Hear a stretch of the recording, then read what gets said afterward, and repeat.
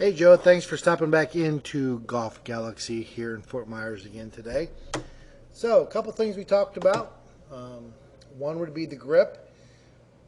Try to get that V of your thumb and the forefinger to stand a little more towards your right eye versus your right shoulder. Would be number one. Number two, talked a little bit about the takeaway.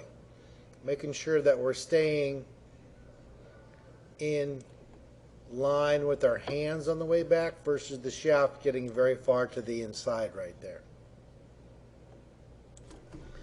This would be an example of the club coming too far back to the inside right here. See the golf shaft? And when we come back down, cause you have to throw a little bit more. And see where that shaft is? A little bit steep. That's basically caused from being too far inside. And you'll see where the golf ball goes out to the right there because we cut it in the hosel. So,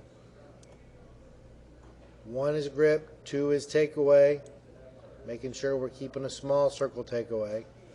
And we also talked about the release today too. So on the left, you can see your left arm's a lot straighter.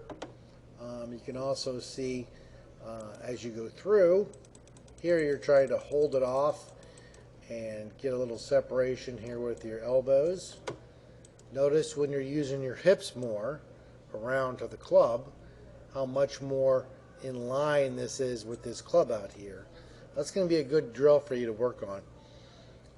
So you're using more of your body to hit this shot than your hands, like we see here on the right. Big difference in the arm angles there. And the club face gets a lot more controllable there at that point. So that would be the other thing we talked about with the release. One last thing was setting up a little bit slightly, the feeling was slightly a little bit more closed.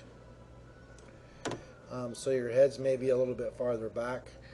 But this was pretty good here on the left. Not bad here either, but occasionally, if I show you a few setups, you have a tendency to get sometimes to go a little bit too open.